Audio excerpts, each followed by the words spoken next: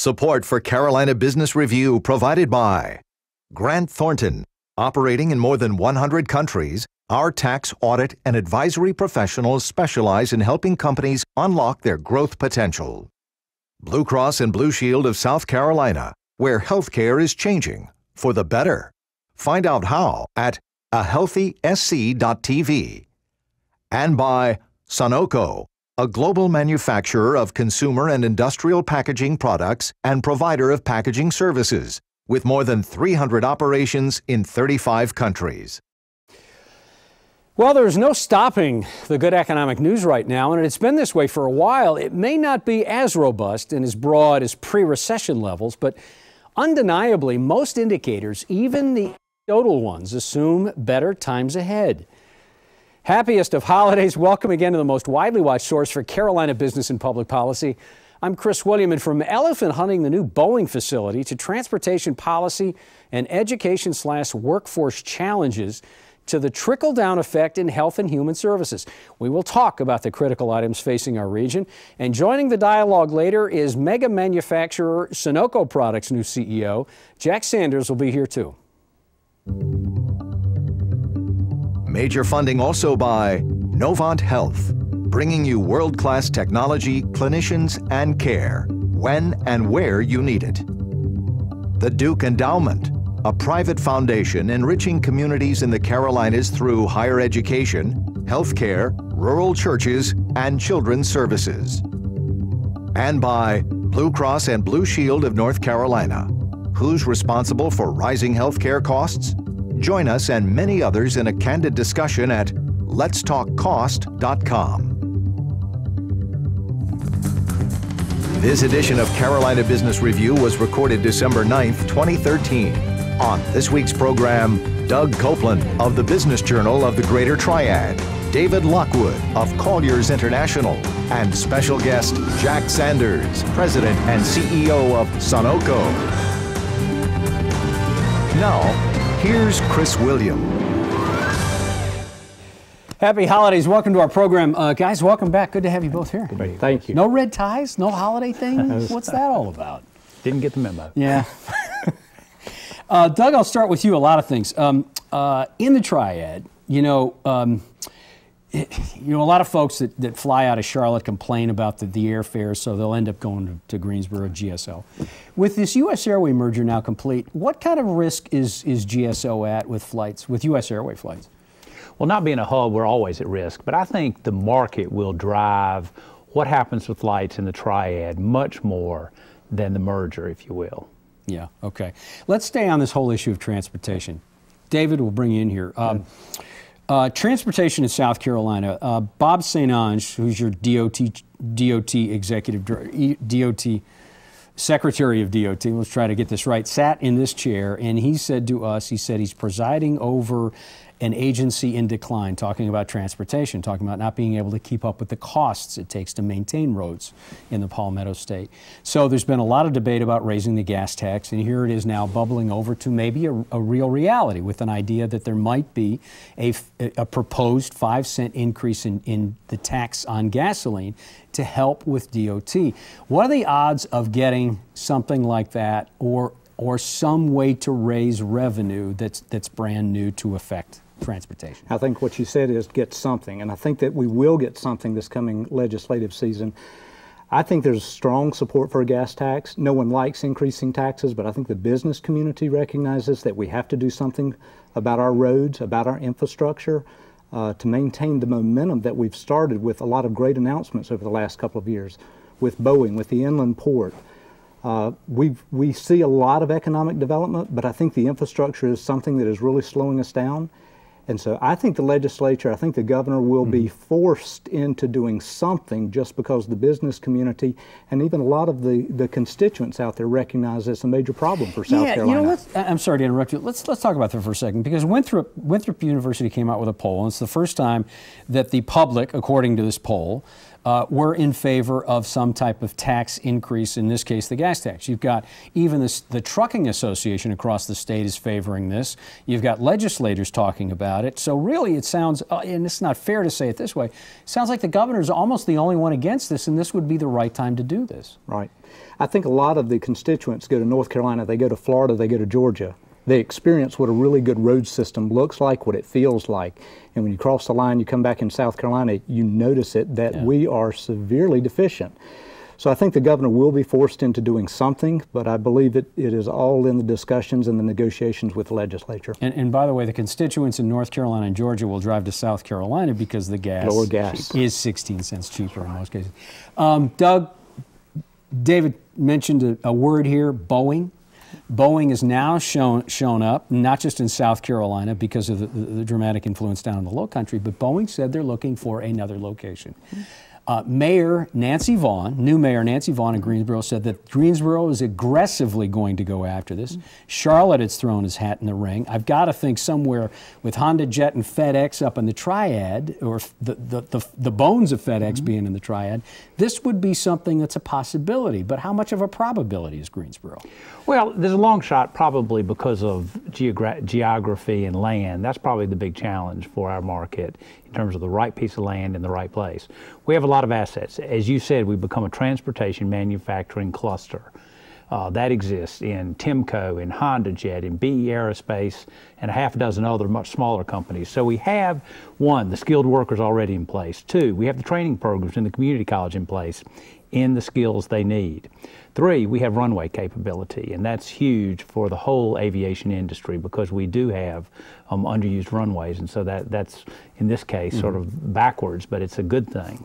So the question is, can we put together the right package, and can we find the place that works for Boeing? You know, you talk about a place that works for Boeing. Is this something where that elephant we have down east, that global transport, could actually make sense for a manufacturer like that? Well, I'm not going to admit that for a second. I'm going to follow the mayor's lead on this, and we are going to be aggressive in trying to get it in the Triad.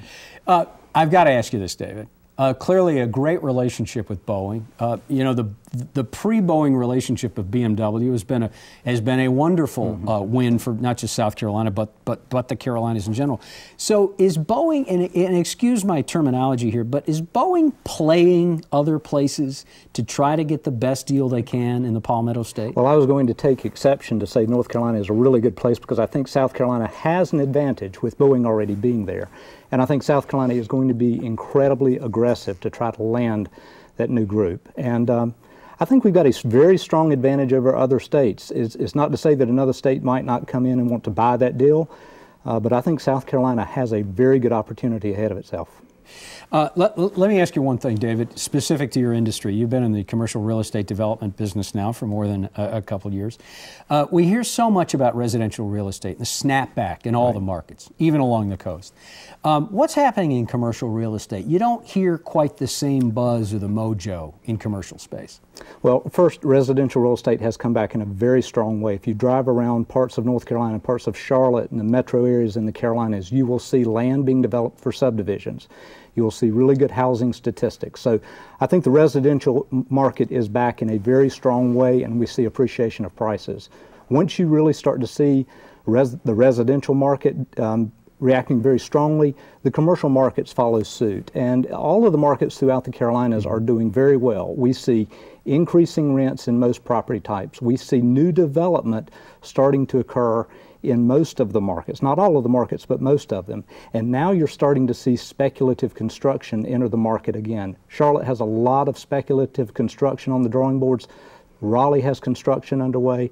So we've recovered very nicely, but it's very cautious optimism right now. What about, just quickly, what about the Bull Street project with that whole idea of 160 plus acres? Is that stalled out, or is that? Bull Street in Columbia will eventually develop. It is just a very slow, methodical process. Columbia is probably the last major market of the metro areas in the Carolinas that will see new development. But Bob Hughes has a very, very good plan for that. I think we'll start to see retail and probably some type of residential coming into that development first before we see other components. Yeah, you know, it's interesting, but if many people say, and I know you'll agree with this, that if anybody can do that project, Bob Hughes out of Greenville can probably get that thing done. Stay with us. We're going to bring our guests on, and I let you off the hook about the Partnership for Prosperity question, too, in North Carolina we'll know in a Commerce week. Group. Yeah, we'll know in a week. Okay, so next week on this program, we are going to be speaking with North Carolina's Lieutenant Governor. His name is Dan Forest. He will be here to talk about all things policy, as well as the challenges facing not just the Republican Party, but what North Carolina needs to do around education and around some of the things that are challenged right now. And then in 2 weeks, we have our annual economic review of 2013 and a look ahead to 2014 with our 4 standard economists. We'll be back and I'm sure arguing points on the program. According to a Booz & Company study released last year, organically grown CEOs tend to perform better, last longer, and benefit the organization more than hiring from outside the company. Enter our special guest, steadily rising through the ranks. He is closing in now on 3 decades with the Palmetto State's Fortune 500 company, being named CEO this past April. We welcome Sonoco President and Chief Executive Officer Jack Sanders. Jack, welcome and congratulations on the job. And gosh, great 2013. How do you top that? First of all, thank you for letting me be here today, Chris. 2013 is the beginning, hopefully. I think that as we put together our plans going forward, I feel I have an excellent team, and we have a pretty strong vision for the company and how we want to drive forward. So hopefully it's a good beginning. Jack, you know, here's the thing, and I know you know this, but Sonoco is not a Johnny-come-lately to the global business at all. I mean, you've been doing it now for decades, literally decades. And globalization has been a wonderful phenomenon for this country and for the globe, in fact, in the last 10 or 15 years. But you all have been doing it for a long time, and you've been deeper than 1 or 2 markets. And I'm talking about South America, Eastern Europe, Western Europe, Eastern Europe, you know, all the way over to Asia and the Pacific Rim. What do you see? What do you all see in, you know, when it comes to hot spots, good spots? I mean, what's your take on the global economy now, and where are you careful about stepping? Well, you know, one of the things that's very interesting today is that the global economy is so knitted together that a shock here is no longer isolated in that one region. It's become interchangeable, and it resonates around the world when you have that. So that's changing the world dynamic a bit. But I think as we look around the world as far as opportunity, we certainly see a good bit of growth in Eastern Europe. We'll be opening our 3rd plant in Russia about mid-year next year. And we continue to see that market is growing and continuing to grow, expanding into the Middle East this year as well. So we see continued opportunity in what we call the frontier arena of Europe. Still see Southeast Asia as a strong growth area. But as I look forward and as we see it now for the next 3+ years, I think the developed world, I think the U.S. and Europe will probably help drive economic growth around the world. And certainly it'll be a large focus area for us to improve our businesses in these areas. Really? So you think the more domestic markets, as you just said, that's the better opportunity than maybe the emerging? The way we see it, at least for the next couple of years.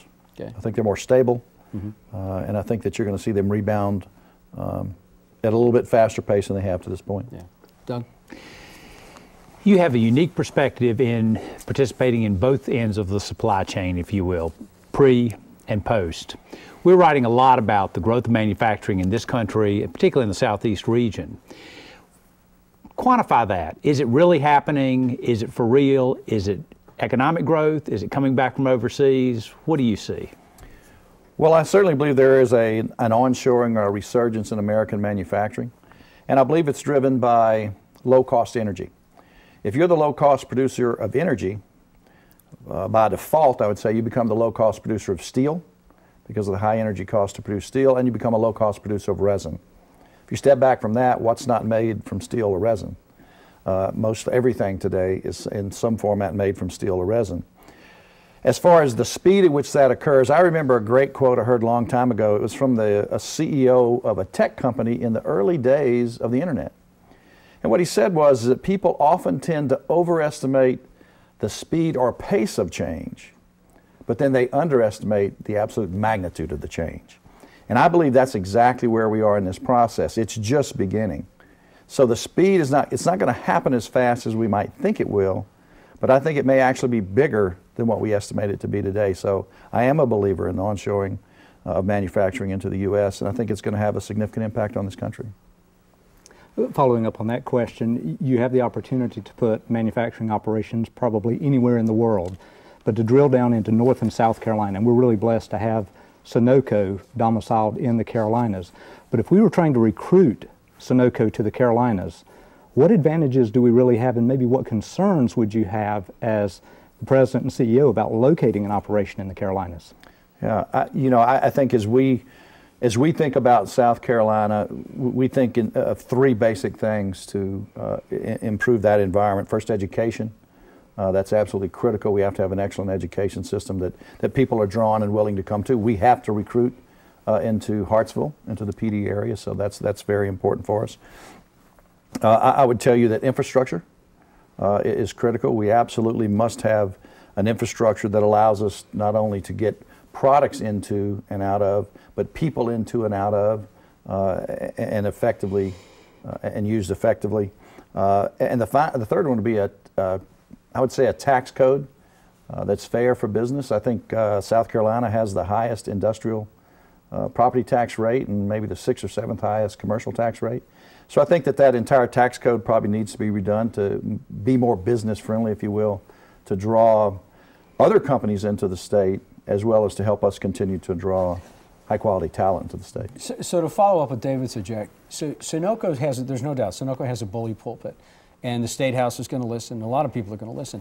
How does Sonoco, or rather, who leads the change, or who leads the example? Is that a team of Sonoco employees working in a local school? Is that you spending more time in Columbia, getting to know these legislators and really having them see the whites of your eyes and know how important this is to the constituents at Sonoco? So who leads that effort? Who leads that change? Is it business? Is it policy? Is it nonprofit? Where does that start? Well, Chris, I think that may be on two separate levels. Locally, I think it's Sonoco. We have to get directly involved, and we have been. We got involved in what's called the Pulse program. It's an education initiative of significance. The Governor's School is there in Hartsville, where we're headquartered as well. So locally, we have to be an active participant in the community. On a state level, I think it's important for us to be a part of the chamber, a part of the South Carolina Manufacturing Association, the Palmetto Business Forum. I think we need to pull together with other businesses across the state in these different councils and really begin to push an agenda, kind of put forward that we believe this is what's best for South Carolina and South Carolina business. Doug? Yes, such a large footprint. This is a tough question to answer specifically, but what we're seeing in the whole manufacturing realm is not enough highly educated workers in terms of automation, tech savvy, et cetera. Who's doing it best? What's needed? Just a wide open answer about, because this isn't just coming out of the recession or the change. This is going to go on forever now. Well, that's an outstanding question. As to who's doing it best, I'm not certain. But I do know that this is drastically different than when the soldiers came home from World War II and showed up at a facility and got a job. It's not like that anymore. If you're going to run a machine today, you better understand PLCs.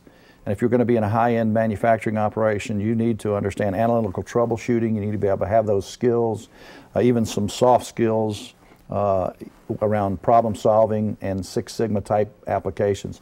We need more of that type of training.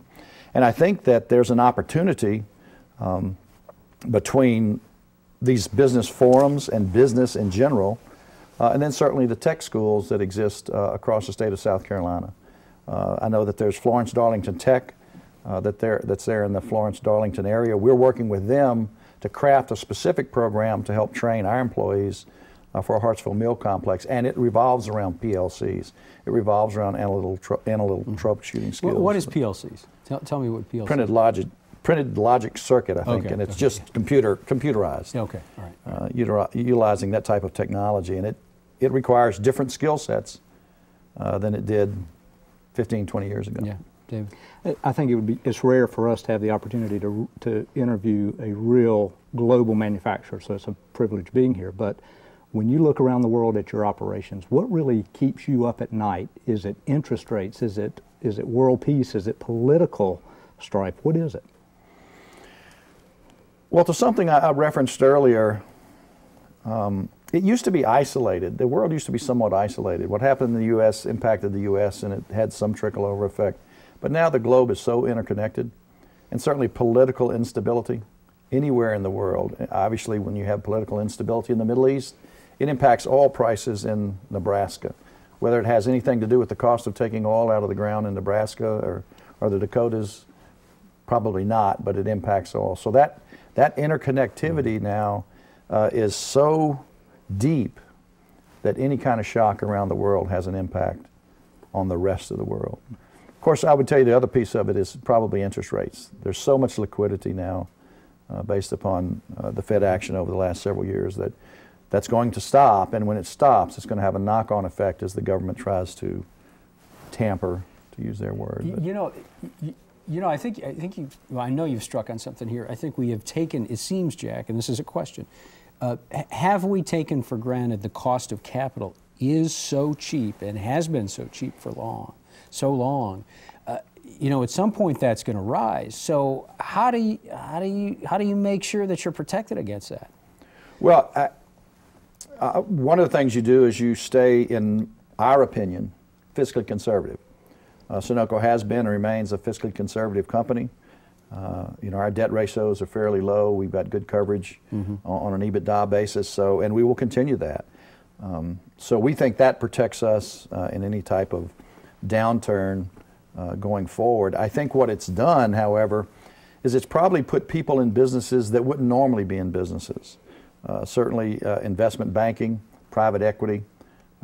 They've invested in a lot of businesses that perhaps they wouldn't have gotten in, but because money's so cheap, they were able to jump into those businesses. The effect that that'll have is going to be interesting as interest rates start to rise. Yeah. You've been with this company for decades. You've been in this position 8 or 9 months. What's the most fun you have in your new job? I would tell you it's really beginning to push a single vision. I'm very much focused on a shared vision across an organization, and very much a collaborative person by nature. I wanted my executive team to have total buy-in. I think, to coin a term I used the other day, I believe firmly that executive leadership team is all in. And so now pushing that vision through the entire organization and ensuring we can connect every individual job to the vision. How does what you do help promote what we want to do collectively as a whole? So that really is the most fun to me. Started a program called Java with Jack, and it's just a chance to get together with 20 people and have them let me walk through our one-page plan, and then start talking and having a dialogue about what is it that we want to do and how does their job connect to the whole. A couple of minutes left, David. I want to take the last couple of minutes. I want to quote a couple of people to you. Harris DeLoach, your chairman, guy that you worked with for many, many years and was CEO right before you, and Cheryl Stanton. Cheryl is Secretary of Department of Employment and Workforce in South Carolina. And Harris said on this program, and I wrote this down, when we were talking about this skills gap, he said, yeah, that's important, but really what's more important to Sonoco was this idea of finding the critical thinkers, finding the folks that were innovative and creative. And Cheryl Stanton said when they're trying to figure out what the skills gap, she said she was surprised when she took the job at DEW in South Carolina that there wasn't a statewide unified strategy for this skills gap thing. So hearing what Harris did, hearing what Cheryl's response, Jack, how do you come down on this issue of skills gap and critical thinking and finding the right people? Well, I would tell you skills gap is going to be somewhat situational. I think what skill gap you might have in automotive assembly is going to be somewhat different than it is in paper making. So somewhat it's going to be regional. There are some universal skills that we need. Again, I think it goes back to PLC capability or analytical troubleshooting skills, and I think that's where we can work with the technical college network to create this across a wide area, even across larger than South Carolina, but certainly regionally, to create the capability to teach those skills without having to have those specially designed. Yeah. I think there is the capability of doing that. I didn't give you enough time to talk about that, or the LSU season, which I'm sure you would like to chat about, but we'll have to do that next time. And hopefully a good season. Thanks, Jack, for being on the program. Thank you. Congratulations going forward. I appreciate that. Enjoyed it. Thank you. Thank you very much. Doug, nice to see you again. Thank you, Chris. Happy holidays. David, thank you for being on the program again. Glad to be here. Good luck in Columbia. Thank you. Thanks for watching our program. Until next week, and happy holidays to you. Thank you for watching. Good night.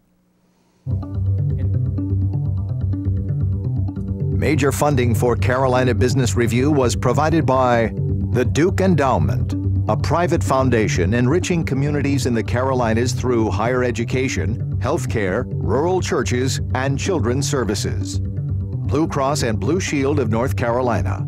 Who's responsible for rising healthcare costs? Join us and many others in a candid discussion at letstalkcost.com. Grant Thornton. Operating in more than 100 countries, our tax, audit, and advisory professionals specialize in helping companies unlock their growth potential. Novant Health, bringing you world-class technology, clinicians, and care, when and where you need it. Sonoco, a global manufacturer of consumer and industrial packaging products and provider of packaging services, with more than 300 operations in 35 countries. Blue Cross and Blue Shield of South Carolina, where healthcare is changing for the better. Find out how at ahealthysc.tv. And by viewers like you. Thank you. Promotional consideration provided by Business North Carolina Magazine. For more information, visit carolinabusinessreview.com.